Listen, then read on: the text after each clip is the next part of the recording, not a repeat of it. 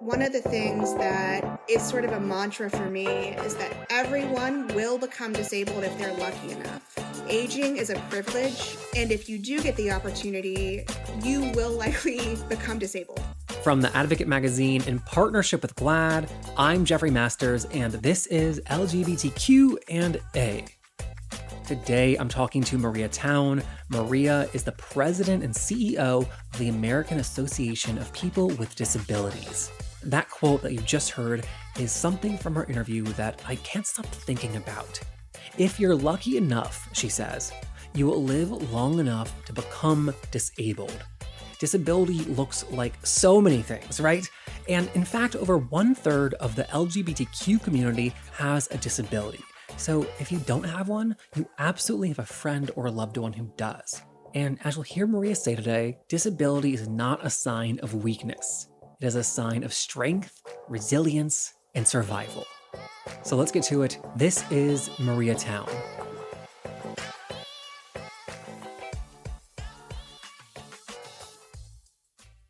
You know, preparing for this interview, I was thinking about all the different aspects of queer life. Or should I say my queer life? Because I was specifically thinking about how not accessible they are. Yeah. And one of the biggest and most visible examples, I think, is Pride celebrations. And I'm just curious about what has been your experience with Pride. Pride is interesting.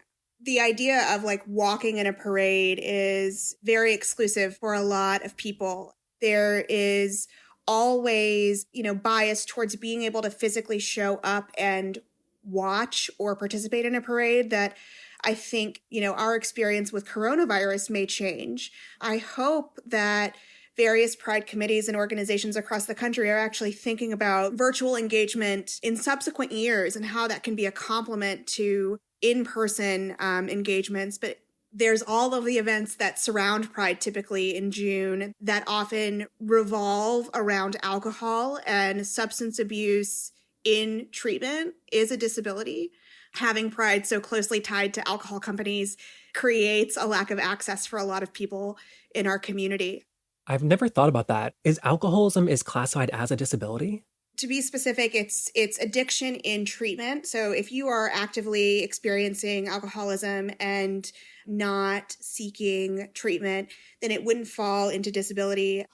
That's what the law says. I think that we can look at addiction more broadly as a disability, as something that does impact someone's activities of daily living and their ability to accomplish them. For someone who is seeking treatment for addiction, they are entitled to reasonable accommodations in their job. If they need a flexible work schedule so they can go to a meeting, all of those fit under the umbrella of reasonable accommodations in the ADA. It's an issue that I wish more people in the queer community understood and were open about. You said addiction falls within the ADA, the American Disability Act, or I guess if you're currently in treatment. Right. I think people in the queer community know so many people in treatment. Is that a broadly known thing that you are legally able to ask your work for time off to go to meetings and stuff? So I don't think it is. I think that most people's understanding of disability is fairly narrow, and that's very unfortunate. The disability community is huge. It's extremely diverse. And I think most people, when they think of disability, even people within the community, if they haven't had an opportunity to really get to know the disability rights community, maybe think about disability in terms of someone who uses a wheelchair or someone who is blind. But in fact, disability covers, people who have cancer, people who have AIDS and HIV. It's a really, really broad category. In fact, so broad that people with disabilities are the largest minority group in the United States. And there are 1 billion people with disabilities around the world. Those numbers are crazy, especially since on this podcast, we talk about representation all the time, mainly for queer people in the media. Yeah. But when you think about representation for those with disabilities, the numbers are so small if, as you said, it is the largest minority group. Well, and even with representation, right? We are so, as a community, so accustomed to seeing disabled characters being played by non-disabled actors. What's the easiest way to win an Oscar? Have an able-bodied person play somebody with a disability, right? Like Daniel Day-Lewis in My Left Foot, Charlize Theron in Monster, Forrest Gump, all Oscar winners, all non-disabled people playing people with disabilities. I think when we talk about representation, it can't just be like disabled characters. It needs to be disabled writers writing the stories. It needs to be production, the whole kit and caboodle. And then to narrow that down a bit more, people with disabilities within the queer and trans Yeah. community, that's an even smaller pool on screen. Off the top of my head, I can only name Ryan O'Connell on Special. Well, so Niall DeMarco, I think, identifies as queer. Oh, yes, you're exactly right. I guess like one of the issues with what I said about like we can't name people with disabilities who are in the queer community who are on screen also is like going against like the assumption that all disabilities are visible. There's some big similarities between the disability experience and the LGBTQ experience in that you often have to come out and you have to own your identity. And we talk a lot about disability pride in the same way we talk about LGBTQ pride. You know, you can be somebody who identifies as having a condition. And even for me, I'm somebody with a very visible disability. For a very long time, I felt like I have cerebral palsy, like I have a shirt, you know, like it's something that I just happen to have. It wasn't necessarily a part of who I was. And it wasn't until I was in college that someone asked me, do you identify as disabled? And I remember thinking very quickly, like, no one has ever asked me that. I remembered when I said yes, how freeing that felt. And so that's the other reason that we may not see all of the representation that's happening, because there may be many people in the media who have disabilities but don't identify that way themselves. So in college, when you said yes for the first time, I have a disability, I identify as being a part of this community, what changed for you going forward in your life? I think a huge part of what changed for me is I began to seek out disability community. When you're somebody who specifically grows up with a disability, the primary message that you receive is pass.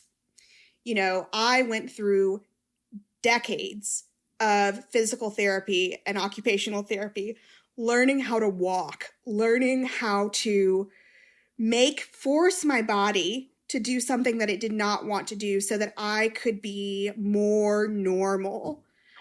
You're not encouraged to hang out with other disabled people. It's like I've worked so hard to pass. If I start hanging out with other disabled people, what's going to happen, right? And so when I said yes to that question, it opened a door to this community where I finally felt understood. One of the reasons I do the work that I do is because I want everybody to have that chance.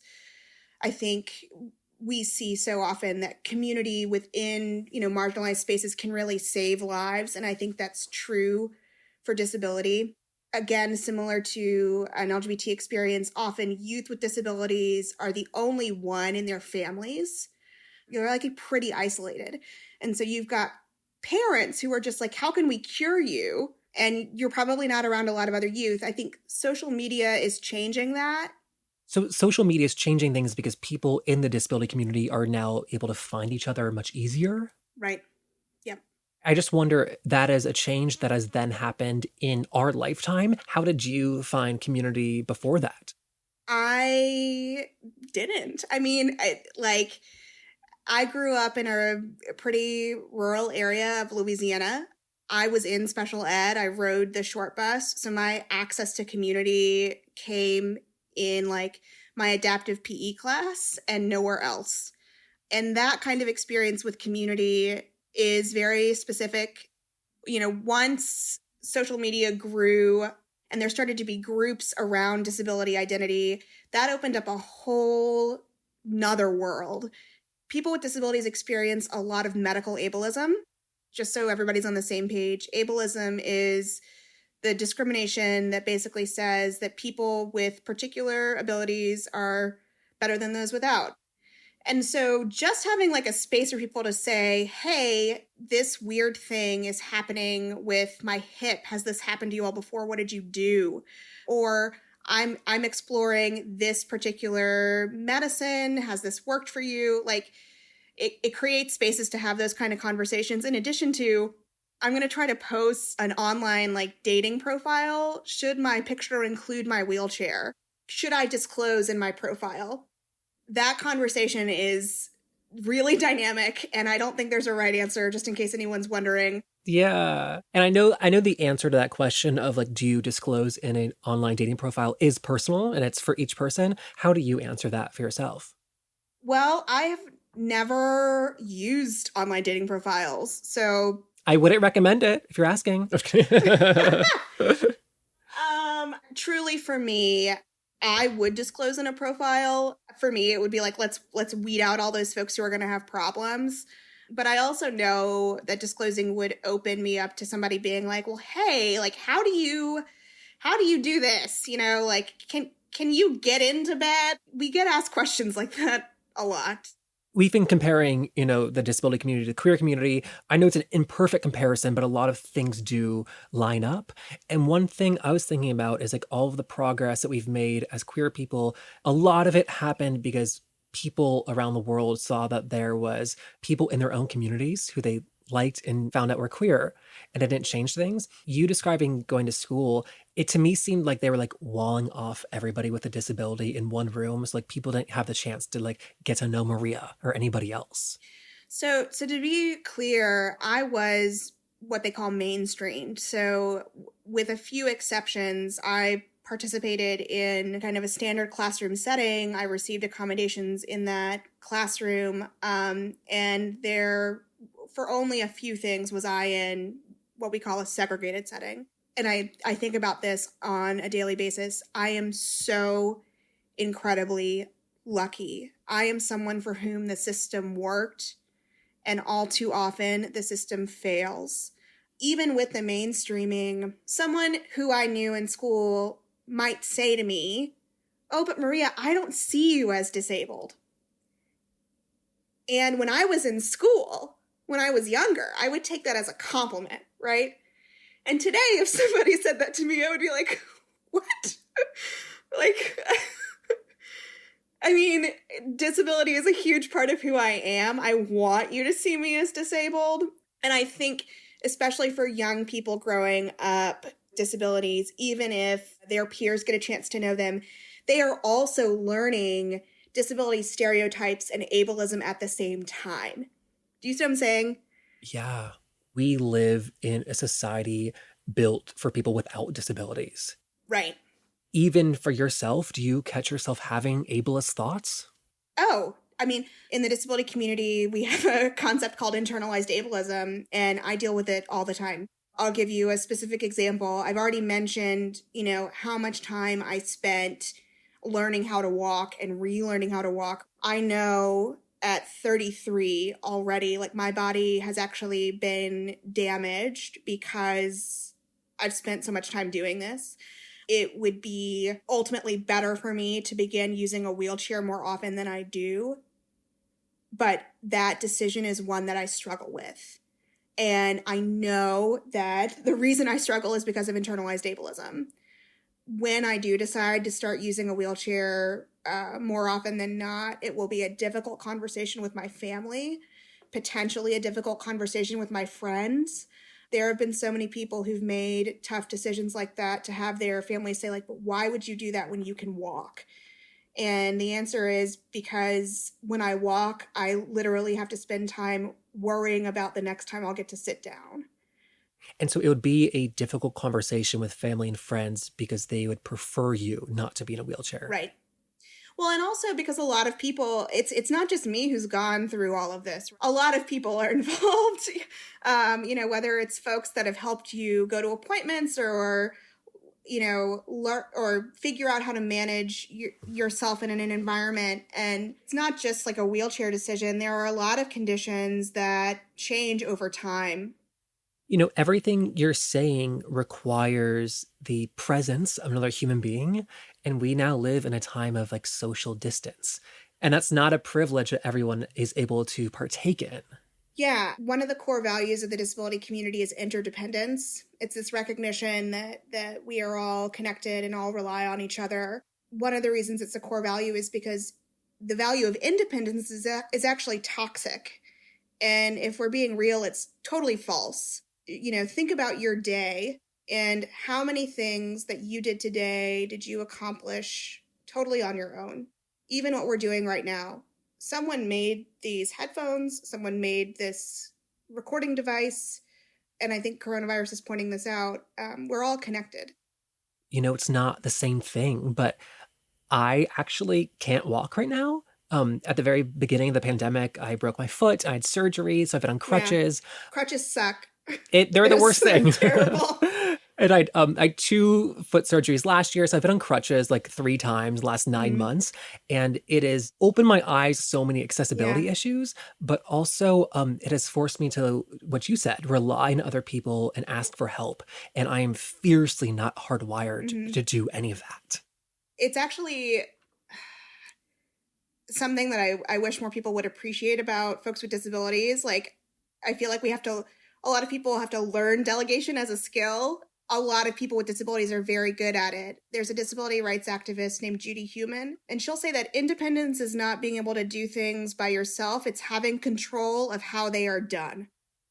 That's really good. I think that's so important because even for me, I have to ask for assistance all the time. And even in asking, I have to be pretty specific, right? Like, if I need assistance moving through a space, it would not be okay for someone to just like grab onto me and, start pulling me around. I'm going to fall. They're going to fall. It will be a scene. Perhaps someone gets hurt. And so I have to say, hey, can I hold on to your arm in this way? Are you okay if we take this path? And because you have a disability, do people feel more comfortable, like touching you, like without? Okay. Yeah, sorry, that answer was quick because particularly as somebody with a very apparent disability, your body becomes public space almost. It can create so many issues. I can't even begin. But yeah, people feel that it is appropriate to reach out and grab me, to pat my head. One of the things that gets me a lot is part of the way that I can walk into a building is to actually hold onto the door as I'm opening it. If somebody else goes to open the door for me, that just means I fall over, and then they want to help me up, which typically means that they just grab onto whatever part of me they want, even if it's not helpful.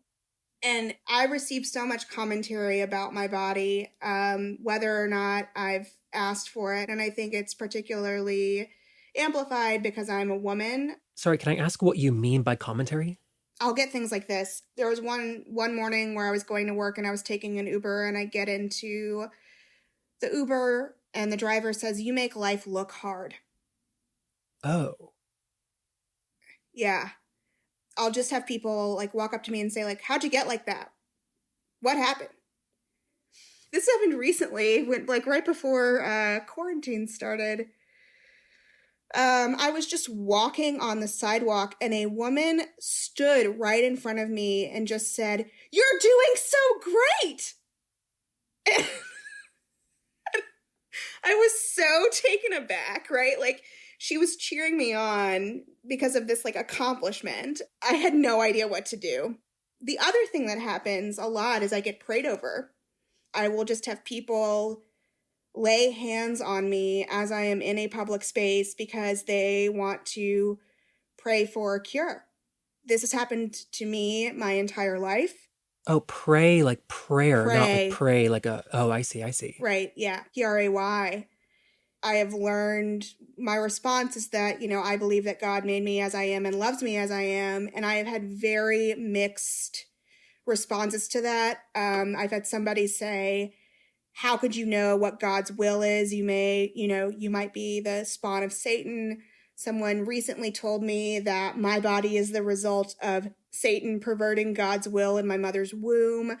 Wow. Mm-hmm. Are these daily occurrences for you? So, No, because I've lived different places, living in a place like DC where there is, fairly good and accessible pedestrian infrastructure, I was out in public more often. So I would say I got more commentary like this more often. When I was living in a place like Houston, Texas, where I'm in people's cars, right? I'm like literally not walking about as much.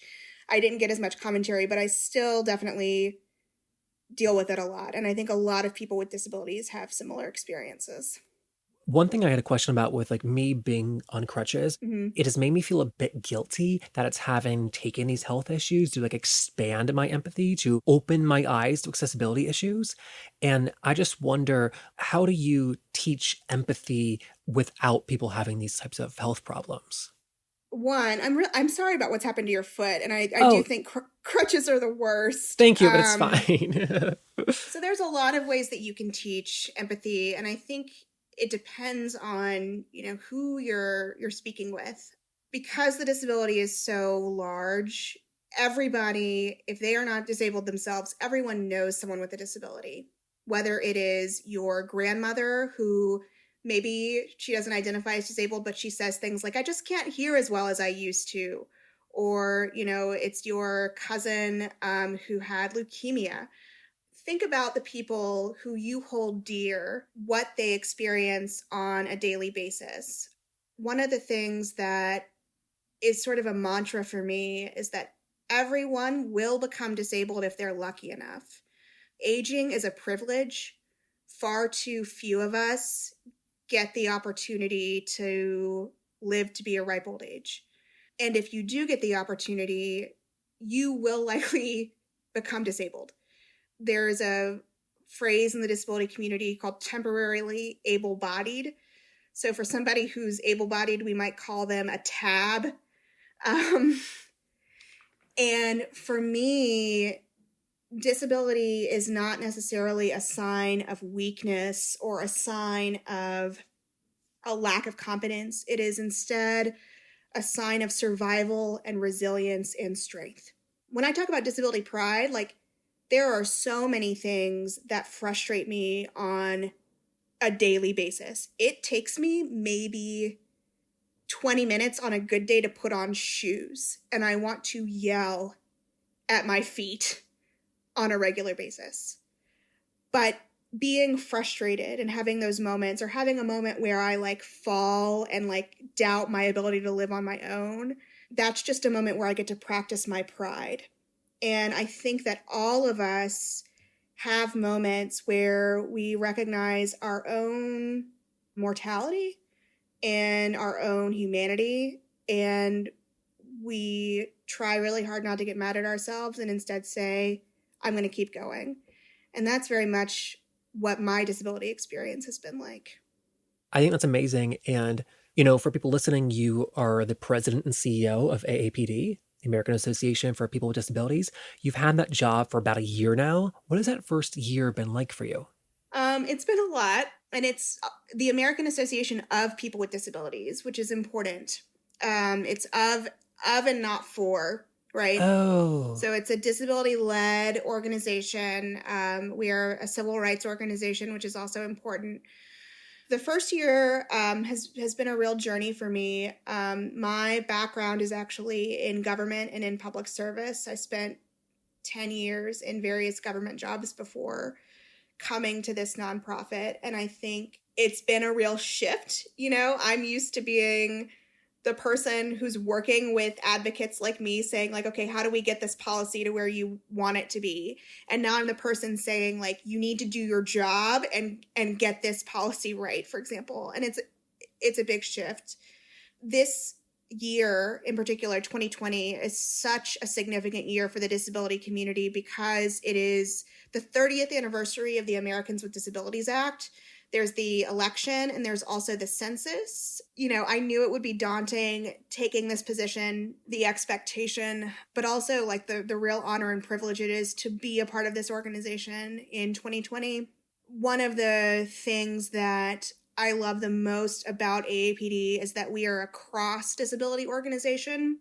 So we're not focused on a specific disability experience. And there's a lot of value in organizations that focus, very exclusively on multiple sclerosis or deafness. And there's real value in that kind of inter-community work. But our movement is strongest when we can all work together. I know that maybe sounds trite, but when we talk about the disability community being 61 million people strong in the United States, that's everybody.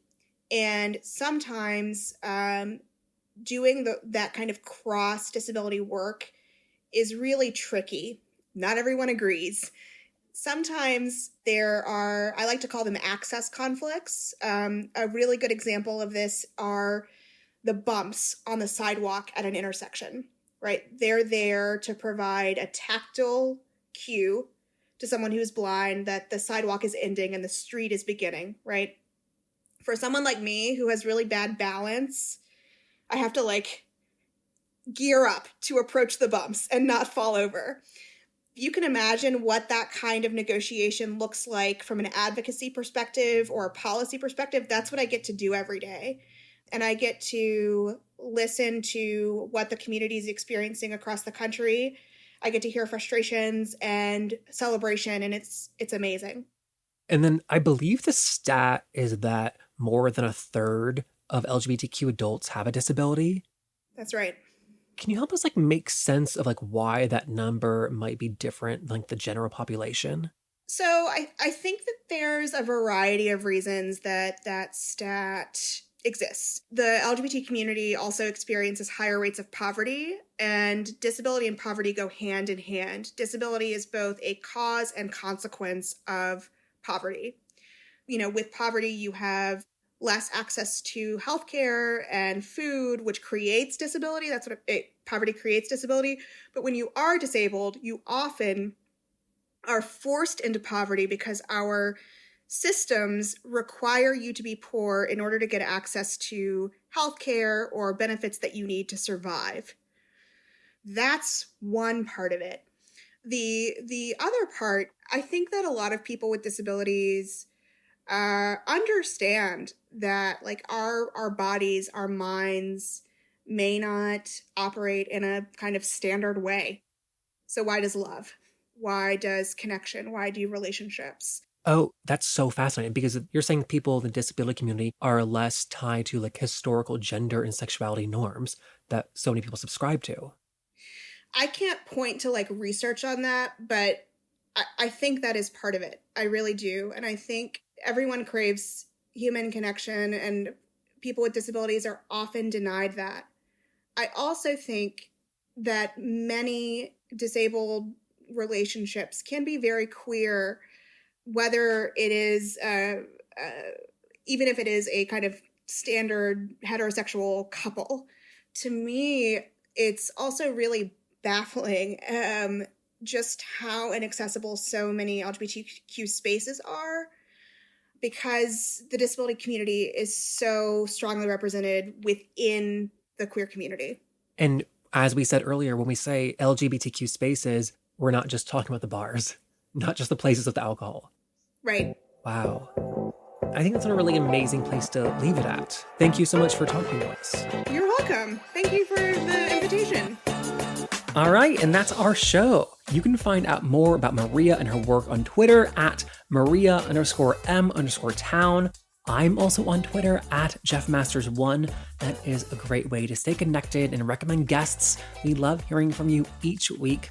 Also, there's been a ton of new ratings and comments lately for the podcast on iTunes. One of our producers told me to read a comment on the show, but that just feels a bit too self-gratuitous, So I'll just say this. Thank you. Thank you so much, and that really is a big, big help in helping us continue to grow. So keep it up.